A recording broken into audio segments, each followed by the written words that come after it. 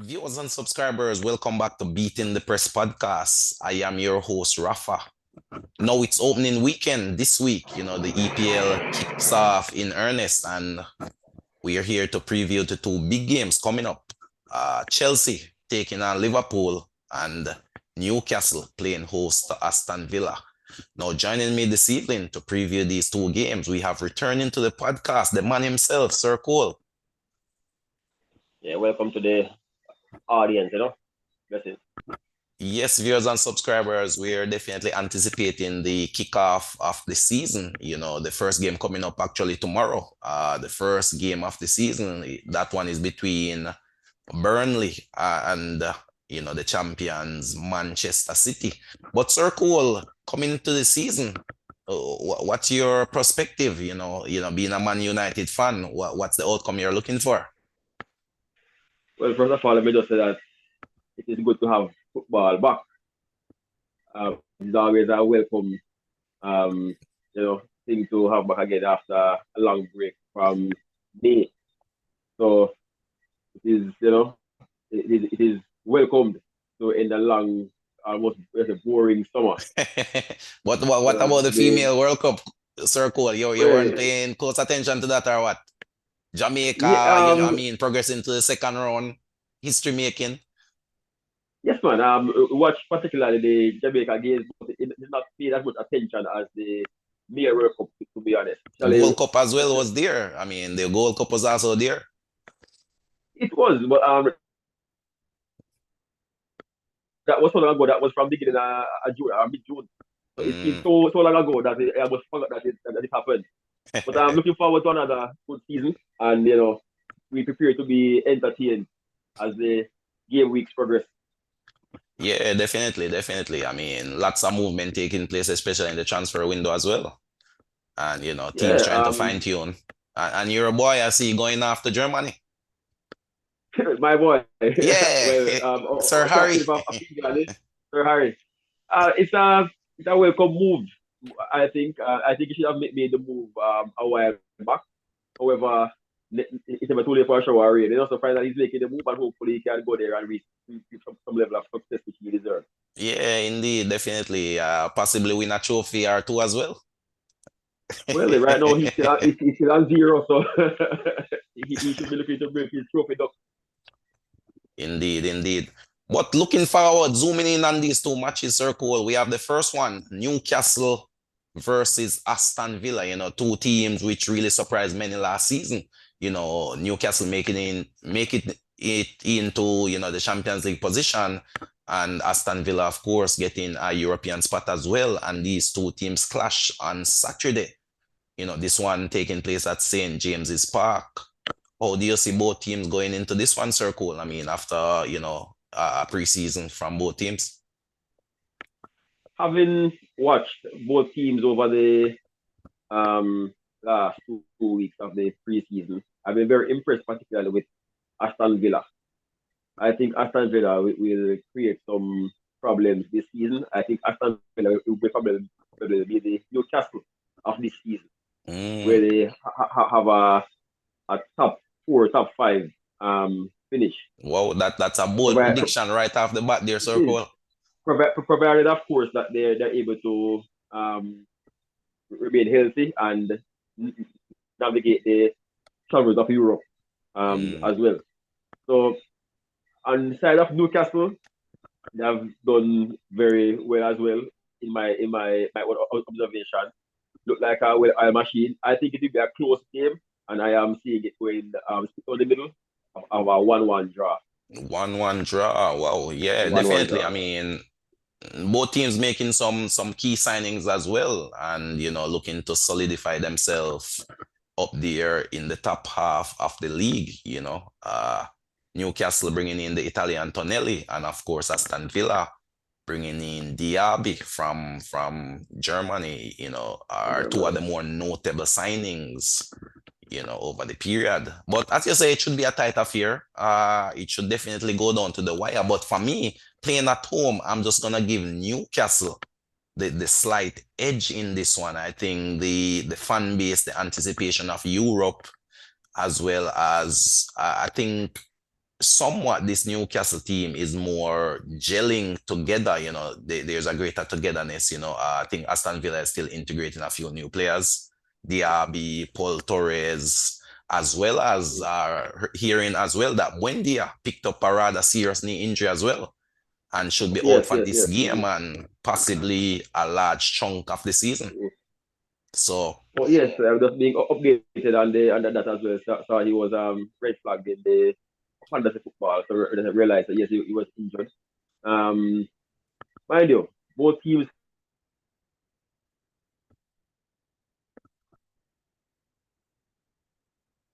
there is going to be a winner. I think it will go to the home team, Newcastle. So right, right, I'm right. really impressed with I'm really impressed with Villa, especially up front. I think having Watkins, Diaby, and should they go with Bailey as a front three, they should be able to break down the Castle defense and at least score a goal. I think.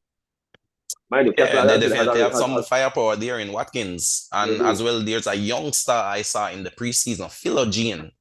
This, quite wassy, fiery youngster there. I Mm-hmm. think while Bailey was on Gold Cup duties, he was basically filling in, so to speak. But he definitely made an impression on me. And, Yeah, I you was know, very impressed with how how organized the team was.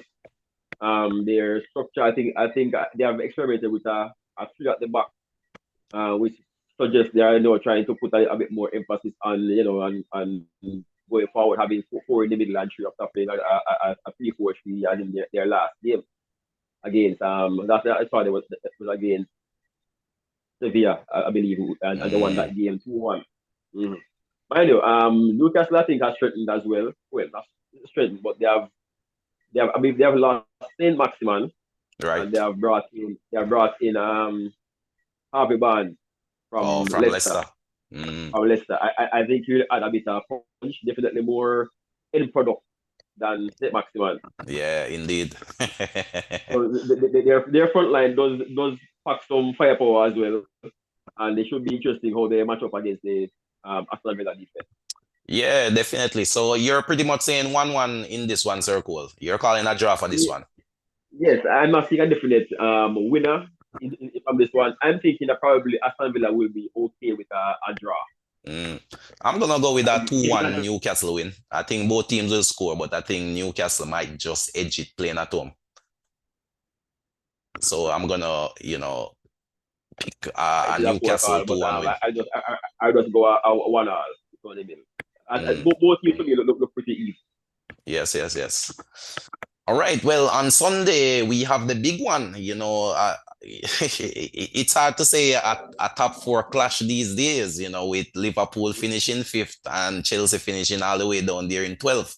So I'm not even sure how to call this one. If it's a top four clash or a top half clash, but it's two big teams. Let's put it at that. Chelsea versus Yeah, Liverpool. Chelsea playing at home. What's your take, Sir Cole? I mean, we see Chelsea going through this is now what I think they've made 54 transfers since the beginning of last season. Unprecedented stuff. how many? Fif- 54 54 uncounting. Because and I was counting. hearing earlier that they have now signed Tyler Adams from Leeds. Mm. I'm also learning that they got out hijacked, you could say, by Klopp with the signing of Moise Caicedo. So The signing of Caicedo is no with the official. sign, Liverpool have now swooped in and signed Caicedo circle after Chelsea have been putting in bids after bids after bids. Interesting times ahead indeed. Interesting times ahead. So But I mean, so close um to the beginning of the season, I am uncertain as to the impact those such players will have immediately, especially for such a short time frame this weekend. It was very right, difficult right. to sign a player today, Thursday, and have him as a starting player at least by Unlikely. Sunday. I feel that's unlikely. But Unlikely. yeah, Highly unlikely. I don't think he'll play any role in this game, but he'll be on the books and obviously become Mm. available as he gains fitness and learn the system. But statement signing, I'm hearing in excess of £100 million. Yeah, Breaking the especially British transfer record, I'm hearing. for a midfielder and not really a goal scoring midfielder either. It is really surprising. I'm wondering what's happening these days. Well, With it's Rice, the same thing we see with Rice as well, going to Arsenal. Rice, yes. Yeah. I'm surprised by it. I wonder, what, how the valuing of these kind of more defensive midfielders is so inflated these days. Signs of the time, It seems like clubs are now recognizing the value that such players bring to the fore. Not only are they destroyers in the middle, but they are also pivotal in taking the ball off the back line and making that transition into midfield and then to the forward line. So big money, but it's what the market dictates. Oftentimes it's not how the player is valued, but it's what the market dictates. But Yeah, for the sure. big That is clash true. coming up as well. So, I mean, at this point, I mean, Chelsea will be looking to, put a dent into the Liverpool ship, you know. Well, So, what's your I'm take? How do you trusting see both teams going into this one? for sure. Liverpool has been scoring some goals, but they have a concern defensively. Their defense has not been solid at all. The Leaky, games they man, have leaky. conceded, and they are conceding in excess of one goal. They have seen two, three. I believe it's a 4-all draw as well. So they have been conceding. However, on the plus side, up top, they have been scoring. Luis Diaz seems to have come back a bit sharper and hungrier. So to Jota. Um, so up front, I do expect them to score, but probably be outscored. Mm. As for Chelsea, uh, it's very very difficult to read them because it's kind of difficult to predict what their starting 11 will look like with so many New additions and so faces. many new faces, mix and match going on the same way. But Yeah. I'm still trusting the coach to put out a good 11. Their results so far in the preseason have been positive. No overwhelming wins, but they have still been getting the job done. Yeah, definitely. I mean, both teams have been scoring, new signings like Jackson, for example, Modric, Sterling is still there.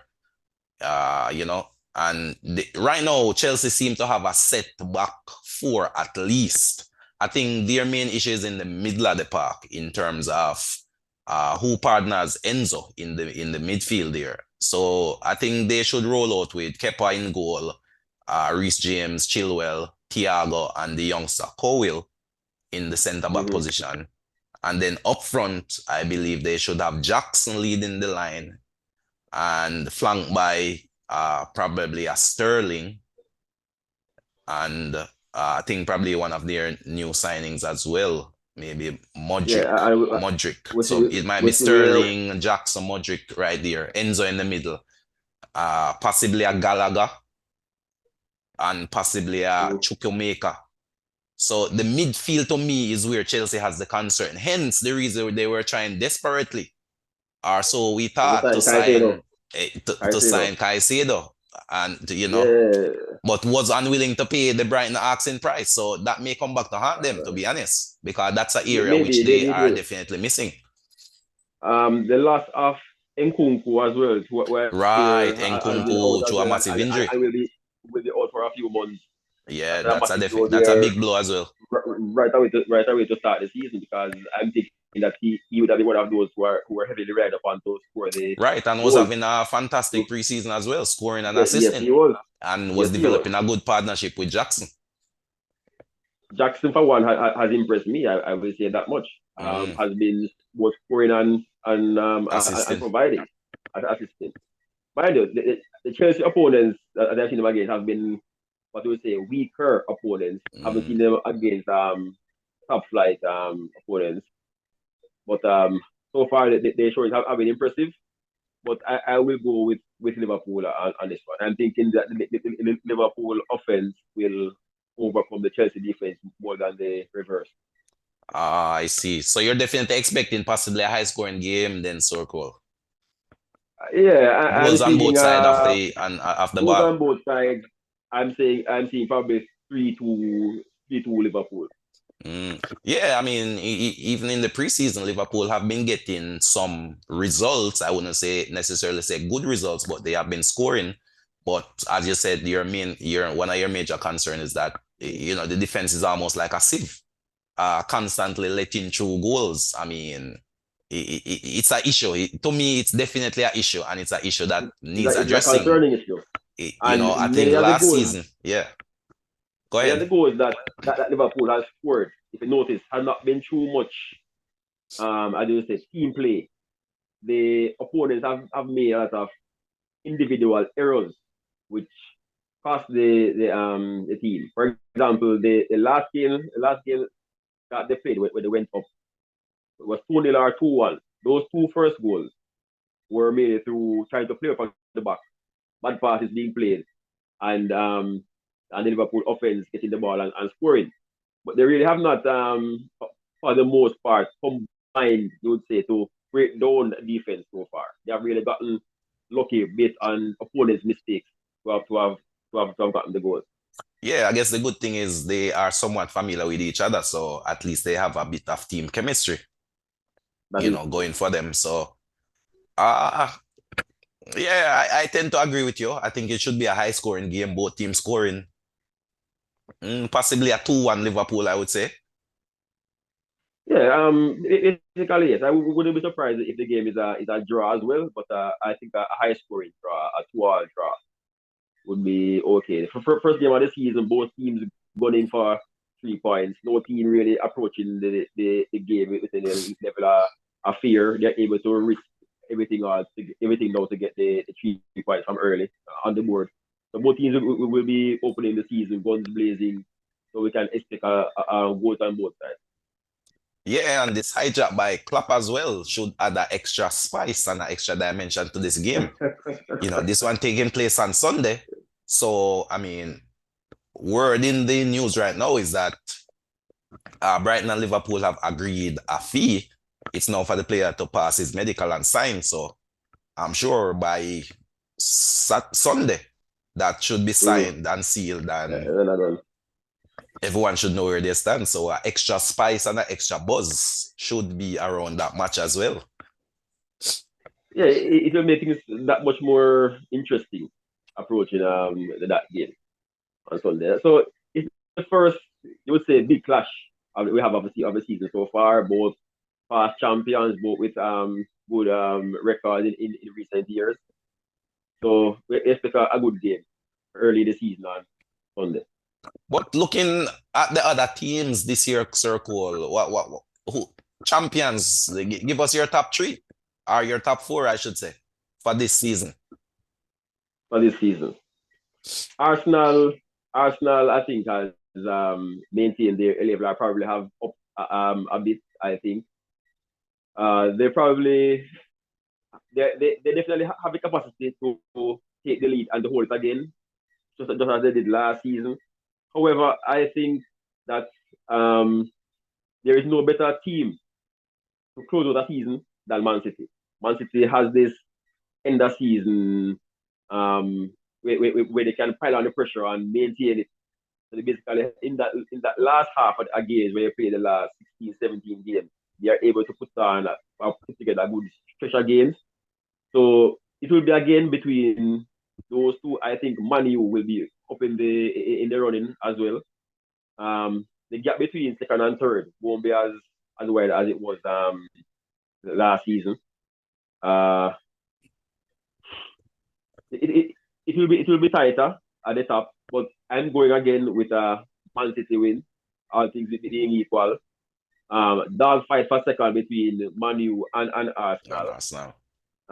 So those two, I think, will close out the top three, but going with Manu for the second, sentimentally speaking. Okay. What about fourth? That seemed to be one of the more difficult positions to call. Difficult position to call. Yes, yes, it is. I do not think Newcastle will repeat their heroics of last season. I think they have, they will do well and they will remain in Europe, but not in a Champions League position at the end of the season. The new coach impression, I think, would have worn off. That being said, I don't think Liverpool will be the team to get there either. So there might Um, be a new face emerging, or Chelsea resurging. I think between Chelsea and Brighton should Brighton be able to maintain the level from last season Wow, and Brighton. get Wow. our Villa. Mm. Our Villa. But I really don't think that Liverpool will actually the defense will allow them to reach back to a top four spot just yet. Well, some bold calls there definitely circle, it's If always someone last fascinating to season see how the season plays out. for sure, and it's never exactly how we call it at the beginning. That's for sure. Experience has taught us that. Definitely, definitely. The ball is round and the EPL is very unpredictable. Newcastle would have spread the previous season with Steve Bruce most of the time. We'd have said battling down the lower end. Mind you, they ended up finishing about 11th or 12th, just outside the top half. But we wouldn't have seen them finishing fourth the season at all. But but how has come in and change everything, has made them very efficient, um, getting goals up top, transforming Almiron into I was like a new signing. Um, let's see if he can do it again. I personally don't think he will, Right, but right. Yeah, the extra season will tell. workload in the Champions League should definitely prove a challenge, and balancing the Champions League with the EPL and the other cups. You have to have a very deep squad in order to compete on You all do. fronts, and somewhat That's need, some experience may be needed as well. that's one of the reasons I don't particularly fancy Liverpool either, because Klopp is not a coach which likes to rotate. He's very tough with the 11. Most times he will play them game in, game out, and without having the adequate depth to rotate, particularly in defense. That's where I think they will fall down, provided Well, they don't. the good thing with Liverpool in that regard is that they're not really playing Champions League football. So, they're playing Europa League. So it should be on Yes, paper but easier one thing as opponents. yes, one thing as well is that the Thursday games tend to take a toll, as opposed to a Tuesday or Wednesday game. Wednesday game.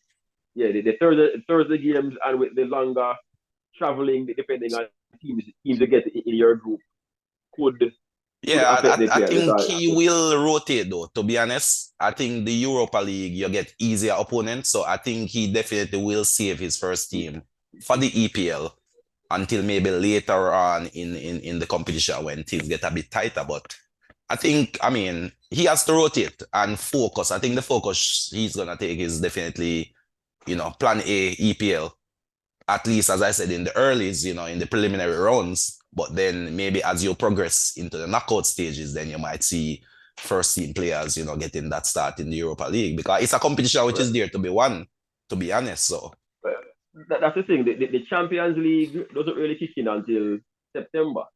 So now, at least for August, the focus has to be entirely on the league. And as a renowned coach said, 3 points in August are worth the same as 3 points in May. So you really have to try and get them on the board from early and until they can hold it. definitely that has to be the plan for most teams, or most teams will be looking for to take advantage of that plan indeed. But you know, the anticipation is growing, and the I first personally game can't wait. coming up Friday, Mm. and of course it leads into the weekend matches on Saturday and matches on Sunday as well. But just want to thank you, Sir Cole, for coming through and sharing your wisdom with us, and giving your insights and your opinions on the upcoming fixtures, and indeed what to look forward to in the upcoming EPL season. Of course, viewers and subscribers, thank you again for tuning in to us here on Beating the Press podcast. Just gonna ask you to continue to share and comment in the comment section. Give us your take. Let us know what your top four is and what's your prediction for these two big games coming up over the weekend. But thanks for joining us. Until next time, this is Rafa signing off.